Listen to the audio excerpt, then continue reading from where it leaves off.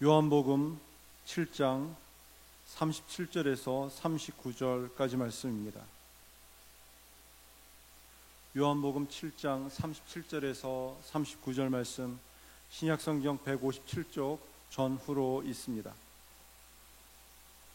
찾으셨으면 함께 하나님의 말씀을 한 목소리로 봉독하겠습니다. 명절 끝날 곧 큰 날에 예수께서 서서 외쳐 이르시되 누구든지 목마르거든 내게로 와서 마시라. 나를 믿는 자는 성경의 이름과 같이 그 배에서 생수의 강이 흘러나오리라 하시니, 이는 그를 믿는 자들이 받을 성령을 가리켜 말씀하신 것이라. 예수께서 아직 영광을 받지 않으셨으므로 성령이 아직 그들에게 계시지 아니하시더라. 아멘. 봉독한 말씀을 중심으로 샘물과 같은 은혜라는 제목으로 주의 말씀을 전하겠습니다. 어떤 사람이 공장을 새롭게 크게 지었습니다. 최첨단 기계를 가득 설치해 놓았습니다. 공장 준공 입주식을 앞두고 많은 방문객들이 크고 웅장한 설비한 넓은 공장을 둘러보고 있었습니다. 그런데 공장이 너무 조용한 것이에요. 아무 소리도 나지 않았습니다. 이제 공장을 지은 사장이 맨 마지막으로 전원 스위치를 올렸습니다. 그제야 일자에 우웅하고 기계가 전부 돌아가기 시작합니다. 이처럼 아무리 좋은 시설을 해놓는다 할지라도 전기 스위치를 올리지 않으면 아무 소용이 없습니다. 그야말로 무용지물이 되고 맙니다. 전기가 연결되어야지만 비로소 그 모든 시설이 제 기능을 발휘할 수 있습니다. 마치 농사하는 사람이 아무리 땀을 흘려 수고하지만 하늘에 비가 오지 않으면 아무 소용이 없는 것과 같습니다. 전적으로 하늘에 비가 와야지만 농부의 수고가 헛되지 않습니다. 우리 예수 믿는 성도들도 마찬가지입니다. 전적으로 하나님의 은혜를 힘입을 때만, 성령의 능력을 힘입을 때 비로소 우리는 하나님 자녀답게 살아갑니다. 죄를 이기고 세상을 이기며 살아갈 수 있습니다. 우리 인간을 가리켜서 만물의 영장이라고 합니다. 만물의 영장, 모든 피조세계의 영장이라고 얘기합니다. 여기서 영장이라는 말은 어떤 말일까요? 영묘한 힘을 가진 우두머리라는 뜻을 갖고 있습니다. 다른 피조세계와는 다른 영묘한 힘을 가진 우두머리입니다. 왜냐하면 하나님의 형상대로 지음받았기 때문에 그러합니다. 그러나 영적으로 산 자가 있고 죽은 자가 있어요. 예수님을 믿는다라는 것은 영적으로 살아있는 존재로 살아가는 것을 의미합니다. 반면에 예수님을 믿지 않으면 영적으로 죽은 자예요. 인간은 죄로 말미암아 죄의 심판과 진노 가운데 살다가 죽음의 형벌을 받습니다. 반면에 예수님을 믿으면 영적으로 산 존재가 되어서 이 땅에서뿐 아니라 또 저 영원한 천국에서 영생 복락을 누리게 됩니다. 인간은 두 가지로 구분할 수 있어요. 죄로 말미암아 죽은 사람, 용서받지 못한 죄인입니다. 용서받지 못한 죄로 말미암아 죽음의 심판 진노를 받습니다. 반면에 용서받은 죄인이 있습니다. 죄로 용서받고 또 예수 믿어 하나님의 자녀가 되었습니다. 바로 영적으로 사는 자가 되었습니다. 성령께서는 예수님을 믿게 하십니다. 다시 말해서 예수님을 그리스도로 고백하게 하여 주십니다. 예수님께 니고데모가 찾아왔습니다. 어떻게 천국에 갈 수 있습니까? 하나님을 만날 수 있습니까? 물과 성령으로 다시 태어나야지만이 천국에 갈 수 있다, 하나님을 볼 수 있다 말하였습니다. 고린도전서 12장 3절 말씀에서는 그러므로 성령으로 아니하고는 누구든지 예수를 주시라 할 수 없다라고 말씀하고 있어요. 우리가 예수님을 입술로 고백하는 것은 성령 하나님께서 우리 마음에 함께 해주셔서 예수님을 그리스도로 주로 고백하게 해 주었습니다. 전적인 성령의 능력이에요. 그래서 로마서 8장 16절에서는 성령이 친히 우리가 하나님의 자녀인 것을 증언하신다 말씀하고 있습니다. 우리가 하나님의 자녀인 것을 어떻게 할 수 있겠습니까? 내 안에서 예수님을 믿게 해주시고 입술로 고백하게 하시고 또 성령께서 친히 내 안에 계셔서 하나님의 자녀인 것을 증언하게 해 주십니다.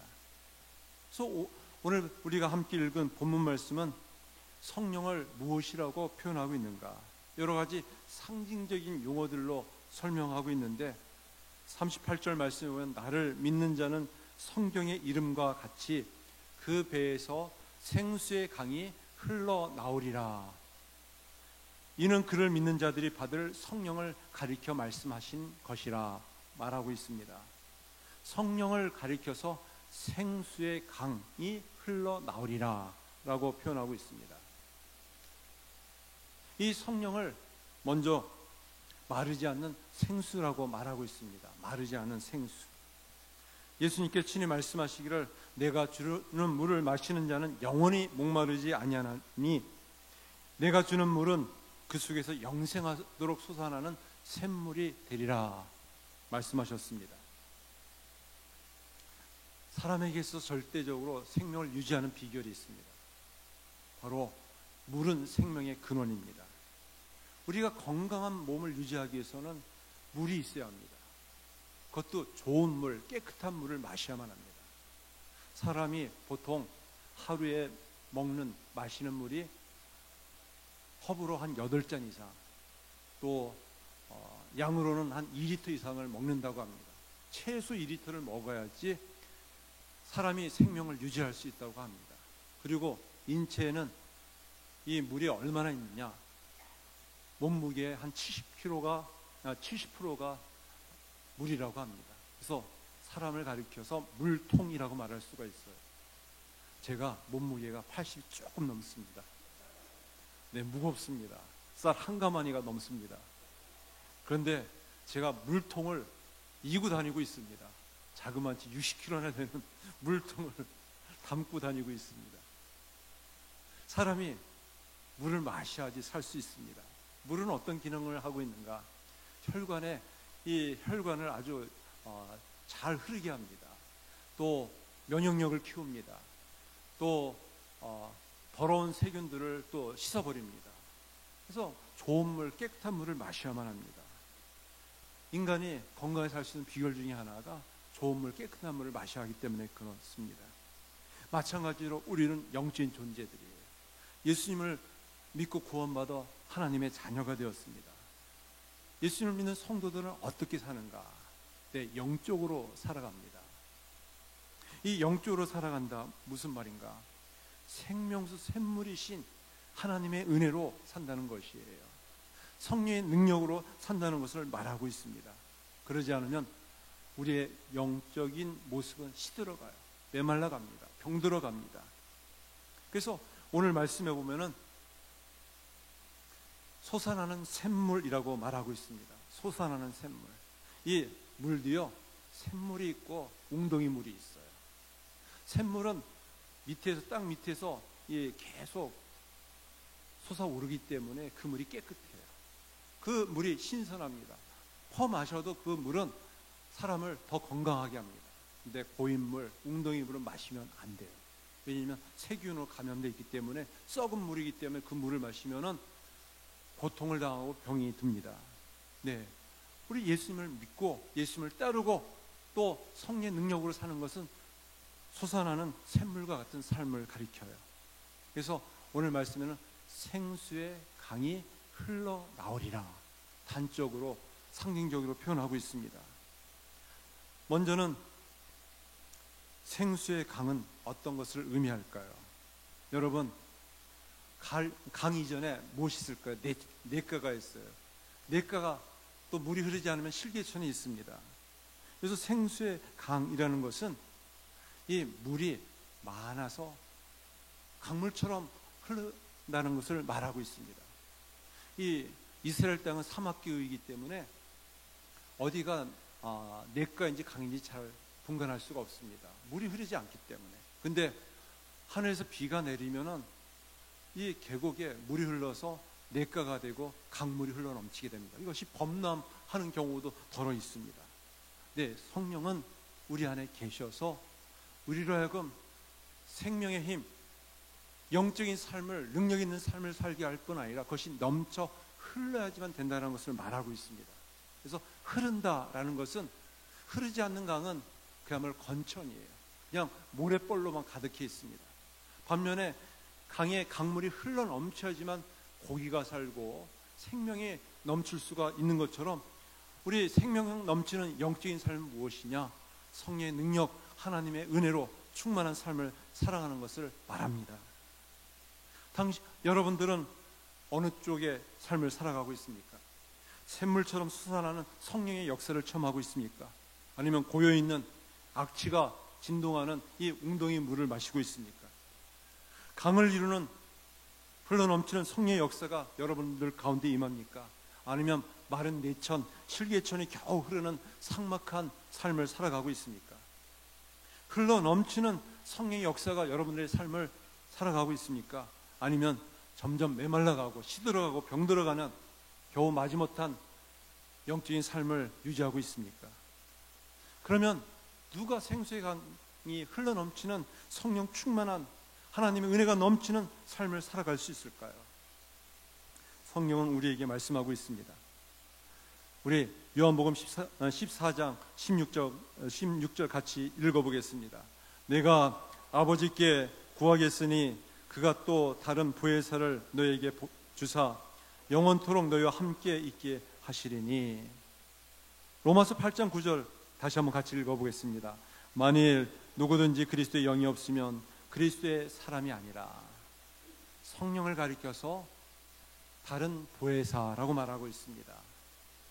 보혜사 성령, 그리스도의 영, 거룩한 하나님의 영, 성령 하나님을 가리킵니다. 이 보혜사 성령을 가리켜서 파라클레토스라고 말할 수 있어요. 그래서 파라라는 말은 가까이, 곁에라는 말이고요. 클레토스라는 말은 도와주는 사람, 또 협력하는 사람을 가리킵니다. 다시 말해서 옆에 도와주는 사람, 가까이서 협력하는 사람, 바로 보혜사 성령이십니다. 이것을 좀 더 쉽게 이해하기 위해서는 이 파라클레토스가 당시에는 어떻게 사용되어졌는가를 좀 살펴보아야만 합니다. 이스라엘에는 이 아버지와 아들의 관계가 대단히 중요했습니다. 그런데 이 사랑의 관계가 대단히 엄격했어요. 그래서 아버지는 좀 엄하신 분, 어머니는 좀 자상한 분, 뭐 이렇게 관계가 이어졌습니다. 아들이 잘못된 길로, 격길로 가게 될 경우에는 아버지가 심하게 야단을 치고 꾸중을 하고, 또 어떤 경우에서는 아주 혹독하게 체벌을 합니다. 그러면 어린 자녀들은 저 사람이 과연 정말 내 아버지인가? 나를 이렇게 심하게 때리는가? 나를 미워하는구나. 나는 아버지가 없다. 이렇게 의심을 할 수 있습니다. 그때 옆에 있는 어머니가 자녀들의 어깨를 어루만져주면서 눈물을 닦아주면서 또 그 가슴으로 자녀들을 꼭 품에 안으면서 자녀들아, 너가 잘못할 때마다 아버지의 마음이 얼마나 힘든지 아니? 그래서 너가 잘 되도록 이렇게 체벌하고 꾸중을 하는 것이란다. 너를 꾸중하면서 내 아버지는 얼마나 가슴이 아픈지 그 가슴에는 뜨거운 눈물을 흘리고 있단다. 이렇게 이 꾸중된 자녀들을 위로해주고 옆에서 도와주는 어머니의 역할, 이 어머니의 역할이 바로 보혜사 성령의 이 역할입니다. 다시 말해서 이 보혜사라는 말은 아들과 아버지의 관계를 더욱 돈독하게 사랑의 관계로 잘 이어줄 수 있는 어머니의 역할을 가리킵니다. 우리는 신앙생활하면서 힘들 때가 많아요. 어려움 당할 때가 많습니다. 또 눈물 흘리며 괴로울 때가 많아요. 어디 가서 이 어려움들을 하소연하지 못해서 답답한 심령으로 가슴을 칠 때가 있습니다. 그때 누가 우리를 도우시느냐? 보혜사 성령이 우리를 도우세요. 보혜사 성령께서는 우리를 떠나지 아니하시고 우리와 함께 하십니다. 그러면 파라클레토스, 보혜사 성령의 역할은 무엇이냐? 먼저는 우리는 혼자서는 길을 찾을 수 없기 때문에 우리가 갈 길을 알지 못하지만 우리의 갈 길을 인도하세요. 우리의 갈 길을 인도하시는 하나님이십니다. 요한복음 4장 17절 말씀해 보면은 저는 진리의 영이라 세상은 능히 저를 받지 못하나니 이는 저를 보지도 못하고 알지도 못함이라. 그러나 너희는 저를 아나니 저는 너희와 함께 거하시며 또 너희 속에 계시겠습니다. 인간은 끊임없이 길을 찾고 구하고 있습니다. 어떤 길이 내가 가야 할 길인가? 선택과 결정을 해야만 해요. 그것을 앞에서 이끌어주는 안내자가 있다면, 멘토가 있다면 그 사람은 행복한 사람입니다. 그리고 시행착오 가운데 있을지라도 좋은 길을 갈 수가 있어요. 우린 자녀들을 키울 때에도 제일 힘든 것은 이 자녀들을 어떻게 바른 길로 좋은 길로 인도할 것인가. 부모 이전에 안내자요 또 인도자로서의 그런 책임과 역할이 있습니다. 근데 우리 인생은 한계가 있어요. 자기 힘으로는 우리 인생의 참된 길을 찾을 수도 없고 알 수도 없어요. 왜냐하면 우리는 까막눈이기 때문에 그래요. 영적으로 눈이 가려진 장님이기 때문에 그렇습니다. 하나님께서 우리를 인도해 주셔야지만 해요.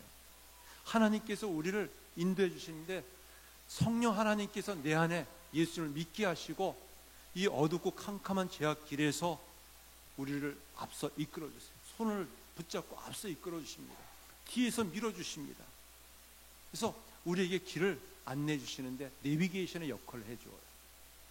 요즘 자동차 운전할 때 내비게이션이 필수품입니다. 아무리 길을 모르는 길치라 할지라도 내비게이션만 있으면 목적지까지 잘 갈 수 있어요.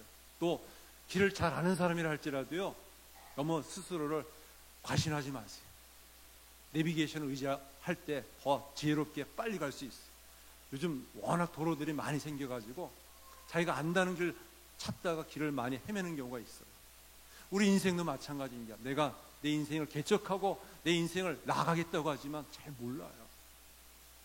더욱이 죄 많은 인간, 캄캄한 어둠 속에 헤매며 더듬거리며 살아갑니다.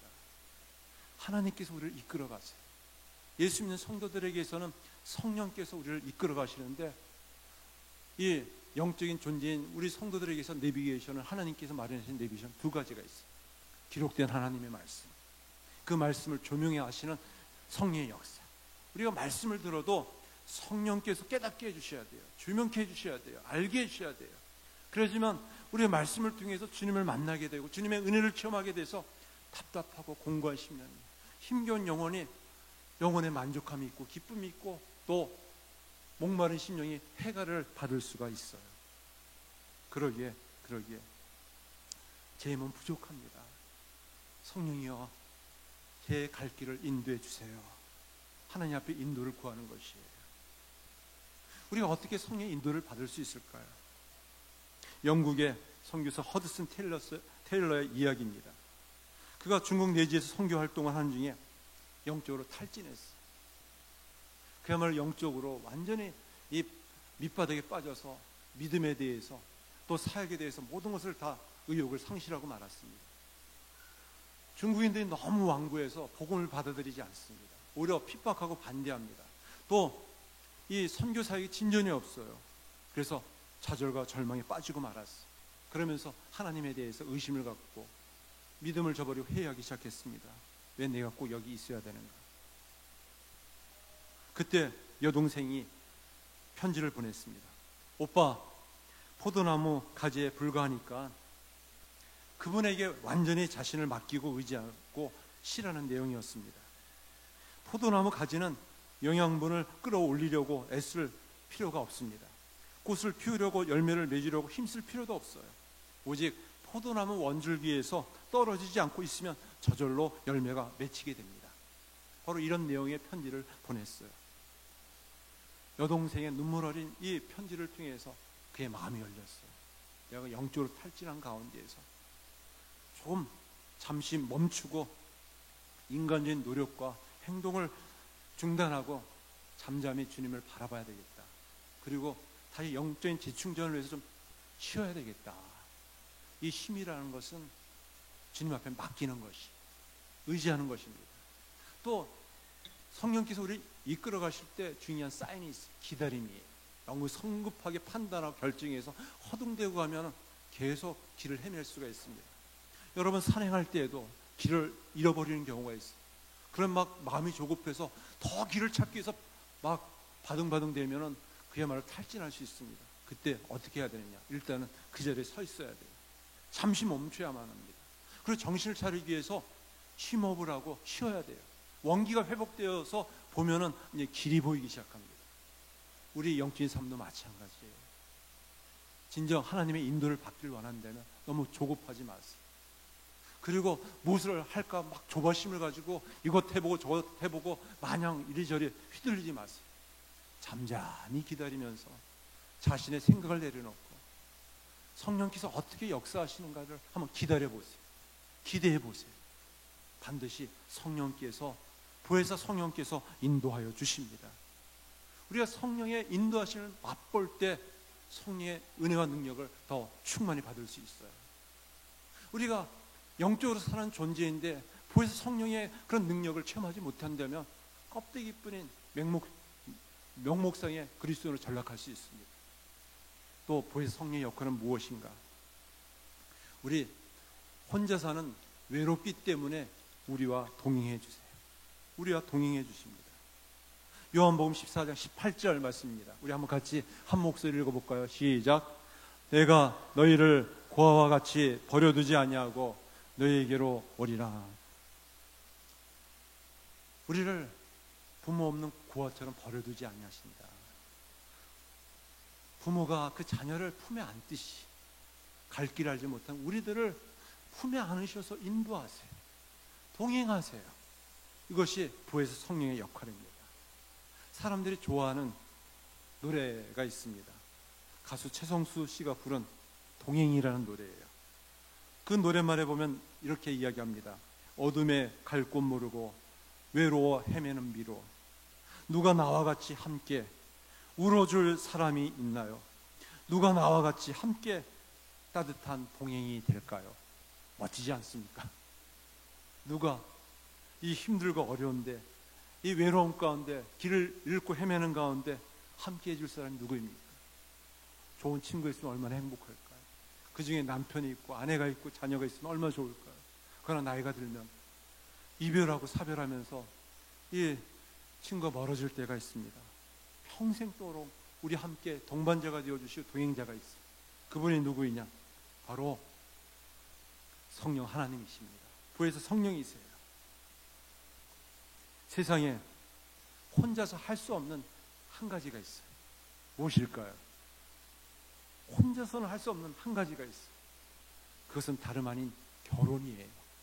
결혼은 남자와 여자가 만남을 통해서 가정을 이루는 것이 결혼입니다.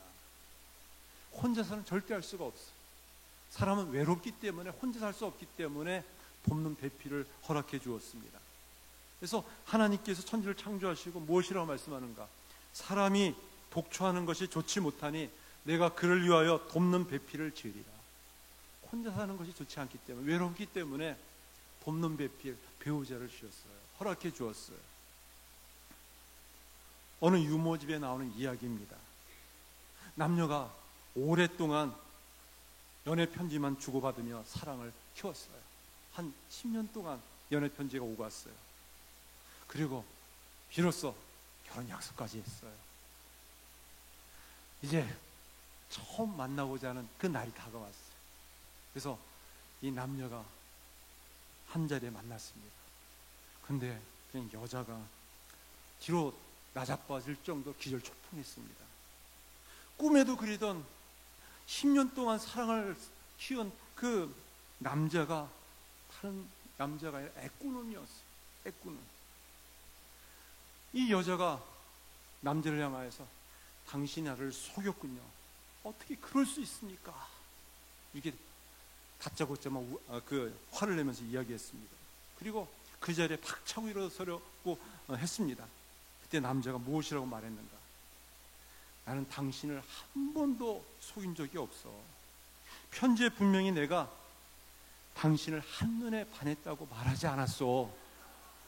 한눈에 반했다고 말하지 않았어. 그것을 아직까지 모르고 있다니. 사람이 한번 한눈에 사랑에 몰면 그걸 잘 알지 못하는 경우가 있습니다. 이처럼 사람은 서로 사랑하며 사는 존재입니다. 서로 돕고 도우며 동행하는 존재예요. 근데 죄인인 우리들은 철저히 자기 사랑, 자기 욕심, 또 이기적인 자기 목적을 위해서 다른 사람에게 상처를 주고 아픔을 주고 힘들게 할 때가 많이 있어요. 보혜사 성령께서 내 안에 계셔서 나를 동행하여 주시는데 어떻게 동행해 주시는가? 사랑의 마음을 갖게 해주세요. 자기만 알고 있었던 자기 사랑을 벗어나서 이웃을 사랑할 수 있는 마음을 갖게 하세요. 그래서 성령의 열매 첫 번째가 무엇이냐? 오직 성령의 열매는 사랑으로부터 시작해요. 이 사랑은 하나님의 아가페적인 사랑이에요. 아낌없이 남을 이해해주고 인정해주고 받아주고 용납해주는 사랑. 그 사랑이 있으면 우리의 삶이 풍성해지고 부유해지고 행복해질 수가 있습니다. 우리는 우리 힘으로 참 나 자신조차도 사랑하지 못해. 왜 이렇게 내 자신이 미워 보이는지, 또 옆에 있는 가족들이 힘들어 보이는지 힘들 때가 참 많이 있어요. 그럴 때마다 어떻게 해야 할까요? 내 안에 계신 보혜사 성령을 의지해야 합니다. 성령님이시여 도와주세요. 사랑을 잃어버리고 말았어.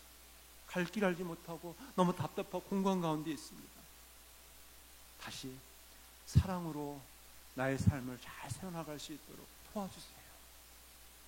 우리 성령 하나님께서는 보혜사가 되어주셔서 우리를 동행해 주십니다. 함께해 주십니다. 고아처럼 버려두지 않으세요. 사랑으로 함께하는 삶이 얼마나 행복하고 부유할까요? 우리를 고아처럼 버려두지 아니하시고 친구처럼 우리를 이끌어 주시고 인도하여 주시는 성령 하나님께서 함께 동행하여 주십니다. 성령 하나님 보혜사 성령은 무슨 역할을 할까요? 세 번째는 혼자서는 감당할 수 없기 때문에, 힘이 연약하기 때문에 우리를 도와주세요. 에베소서 3장 16절 말씀입니다. 우리 한번 같이 한 목소리 읽어볼까요? 그의 영광의 풍성함을 따라 그의 성령으로 말미암아 너희 속사람을 능력으로 강건하게 하시오며. 참 하나님의 자녀답게 살고 싶은데 넘어지고 쓰러질 때 많습니다. 인간적인 그런 죄 때문에 넘어질 때가 많아요. 연약함 때문에. 내가 하나님의 자녀답게 살아가야 된다는 부담은 있지만 부담만 있지 현실 속에 너무 삶이 어렵고 힘들 때가 참 많습니다. 하나님께서 우리를 구원해 주셨을 때 거룩한 부담, 그 부담은 우리가 지고 가기 힘들지만 성령께서 우리를 도와주세요. 함께 해주세요. 특별히 우리 속사람을 더 강건하게 해주십니다. 우리가 나 자신조차도 사랑할 수 없는데 이웃을 더 어떻게 사랑할 수 있겠고 보이지 않는 하나님을 어떻게 사랑할 수 있겠습니까? 하나님의 사랑이 내 안에서 샘물처럼 솟아오를 때 비로소 나 자신을 용납할 수 있고 이웃을 받아들일 수 있고 또 그 사랑을 가지고 나의 삶을 지탱할 수 있는데 점점 더 우리의 영혼이 시들어가요. 우리 영혼이 병들어갑니다. 그럴 때 힘들 때마다 우리를 도와주세요. 넘어질 때마다 우리를 다시 일으켜 주십니다. 어떻게 일으켜 주시는가? 로마서 8장 26절과 27절 말씀입니다. 우리 한번 같이 읽어보겠습니다. 이와 같이 성령도 우리의 연약함을 도우시나니 우리는 마땅히 기도할 바를 알지 못하나 오직 성령이 말할 수 없는 탄식으로 우리를 위하여 친히 간구하시느니라. 마음을 살피시는 이가 성령의 생각을 아시나니 이는 성령의 하나님 뜻대로 성도를 위하여 간구하심이라. 우리가 영적으로 사는 사람들은 하나님의 뜻대로 살고자 하는 마음을 주세요. 내 욕심대로 살면 자꾸만 우리 마음에 눌림이 있어요. 어려움이 있어요. 깨닫게 하세요. 회개케 하여 주십니다. 성령께서 우리 마음에 회개케 해주세요. 그리고 하나님의 뜻대로 내 속사람을 강건케 해달라고 의지할 수 있게 해주십니다. 우리가 어떻게 성령의 능력을 받을 수 있는가? 성령의 충만함을 받을 수 있는가? 다른 방법이 없습니다. 기도하는 일이에요. 기도하는 일. 하나님 앞에 무릎 꿇는 일입니다. 하나님께서 우리에게 가장 좋은 선물을 주셨어요. 우리 누가복음 11장 13절 말씀입니다. 우리 한번 같이 읽어보겠습니다. 너희가 악할지라도 좋은 것을 자식에게 줄 줄 알거든 하물며 너희 하늘 아버지께서 구하시는 자에게 성령을 주시지 않겠느냐 하시니라. 네. 예수 믿을 때 성령이 내 안에 역사하셔서 그리스도로 주로 고백하게 하여 주시고, 또 우리가 고통당할 때, 어려울 때, 힘들 때 성령의 능력을 구하게 하세요. 하늘에 계신 하나님 아버지께서 찾고 구하는 자의 가장 좋은 선물 성령 하나님을 우리에게 허락해 주십니다. 그래서 기도하고 하나님 앞에 나아가 하나님의 은혜를 구하면 우리의 부족과 한계를 극복하게 해주십니다. 이기게 하여 주십니다. 샘솟는 성령의 넘치는 은혜를 부어주세요. 하나님의 은혜 역사가 나타나게 해 주십니다. 그래서 우리는 성령의 능력을 구하고 성령을 구해야 되는데 어떻게 구해야 되느냐? 겸손하게 구해야 합니다. 겸손하게. 힘을 빼고 하나님 도와주세요. 간절한 마음으로 어린아 같은 심령으로. 사막에는 물이 없습니다. 근데 사막에는 여우도 살고요, 또 다른 작은 짐승들도 생존하고 있습니다. 뱀이나 개구리나 하물며 풍뎅이조차, 미물, 작은 이 곤충조차도 산다고 합니다. 근데 어떻게 살 수 있는가? 어떻게 살 수 있는가? 물이 없기 때문에 도저히 살 수가 없는데 살고 있다고 합니다. 그 비밀은 바로 사막에 이슬이 있대요. 이슬이. 사막에는 낮에는 뜨거운 떼약볕이 있고, 또 밤에는 바람이 불기 때문에 이 온도 차이가 심해가지고 밤에는 이슬이 맺히고 아침에도 이슬이 맺힌대요. 그래서 이 이슬 때문에 여우도 살고 뱀도 살고 개구리도 살고 또 풍뎅이도 산대요. 여우는 어떻게 비가 한 방울 내리지 않는 사막에서 생존할 수 있는가? 바위에 낀 이슬을 혀로 핥으면서 이 물을 공급받아서 생존할 수 있다고 합니다. 그러면 개구리는 어떻게 살 수 있을까요? 이 개구리는 이 양서류이기 때문에 물이 절대적으로 필요해요. 그렇기 때문에 자기 머리와 눈 근처에 내린 이슬을 이 앞에 있는 두 다리로 씻어서 그것을 핥아 먹는다고 합니다. 그래서 이 물로 사막에서 생명을 보존한다고 합니다. 그럼 뱀은 어떻게 생명을 보존하며 생존할 수 있을까요? 제 몸을 이리저리 구부려 가지고 등에 내린 이슬을 혀로 핥으면서 사막에서 산다고 합니다. 그러면 풍뎅이는 어떻게 이슬을 먹고 살 수 있을까요? 풍뎅이, 작은 곤충.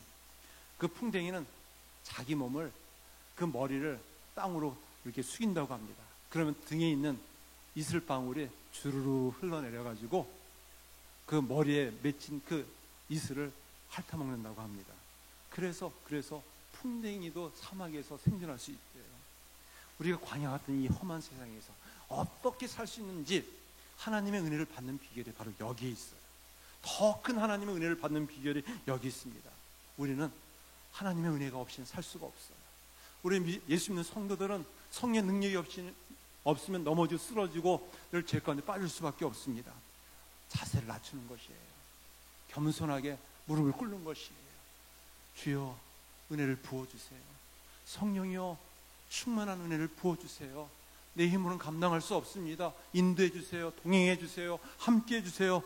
자꾸 구하고 두드리면 하나님께서 만나주시고 은혜를 부어주십니다. 말씀을 맺습니다. 우리 믿음의 성도는 무엇으로 살까요? 예수 믿지 않는 사람들은 떡으로 산다고, 명예로 산다고, 또 이 세상의 그런 모습으로 산다고 얘기하지만 우리 예수 믿는 믿음의 성도들은 하나님의 은혜로 사는 자입니다.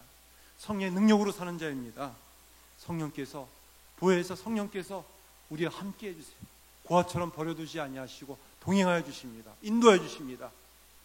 또한 우리가 연약할 때 우리를 위해서 함께 해주세요. 우리가 어떻게 해야 되는가? 하나님의 은혜를 구하는 것이에요. 성령의 능력을 힘입는 것이에요. 성령이여 도와주세요. 인도해 주세요. 함께 해주세요.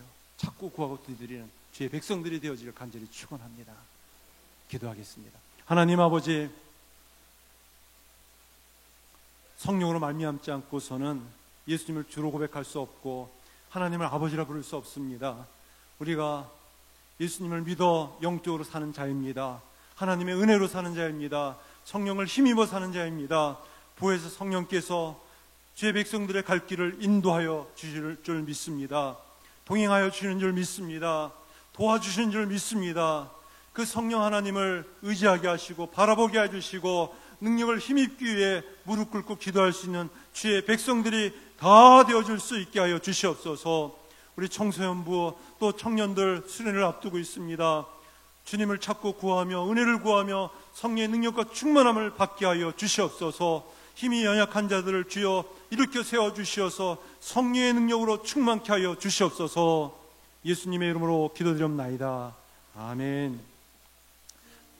다 일어서시겠습니다.